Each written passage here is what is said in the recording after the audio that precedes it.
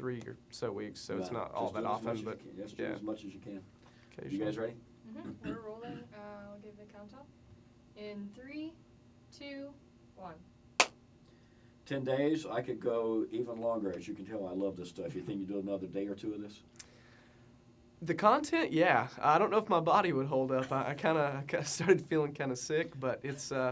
I would love to do a couple more days if we had the people and the time. So. I'm surprised how many people got a cold this week and Yeah. allergies and all that kind of stuff Yeah. too. You guys suffered through it all. Yeah. Did the Radio Talent Institute reinforce what you were thinking about radio and what you want to do, or did it open your eyes to other opportunities in the business? Yes and yes.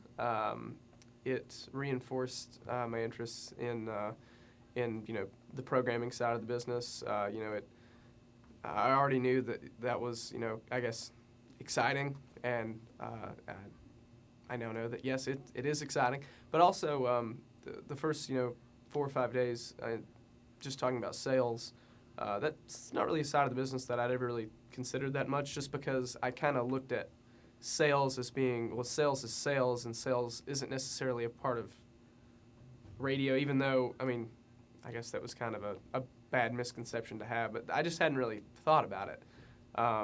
So I'm definitely more open to that side of that side of things now. So You met some pretty good professionals that work on that side of the business. yeah.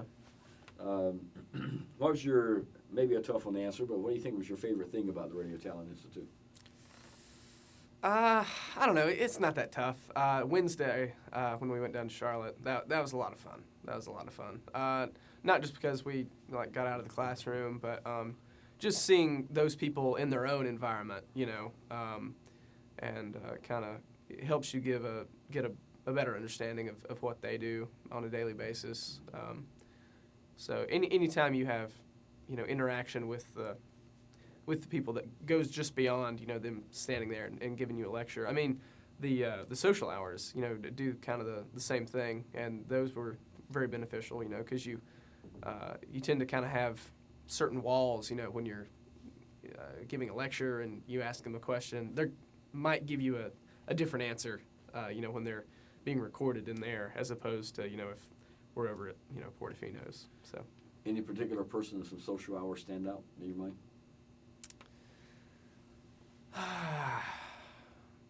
I thought, I might be saying this just because this is freshest on my mind, but last night I talked to Julie, Jean and Julie, and she was very helpful. She was very interactive, and asked a lot of questions about us, and as opposed to us just sending her a mirage of questions. So yeah, I really enjoyed speaking to her. She was probably my favorite. Rozak was entertaining.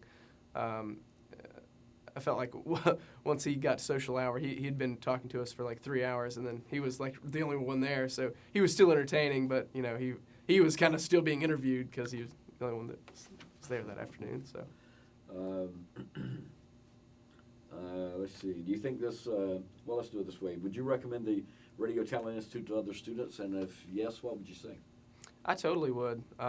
It's 10 days that at the end of those 10 days, you're going to be tired, but you're going to have learned a lot of things. And I guess, probably more than anything else, you're going to have met a lot of people. And whether or not you end up working with those people or contacting those people, whether you do or not, still the things you learn and take away from meeting those people and hearing them speak, will help you down the road. Or, if you do, then, that's even better, because you've met them, you have a reason to, send them that email that says, hey, I met you at, Kellar a year or two ago, or, whatever, you came and spoke, and I was very impressed, stuff like that. You're a little bit unique then from some of the students in that you'd already worked at a radio station, WKSK, and done that. Does you had that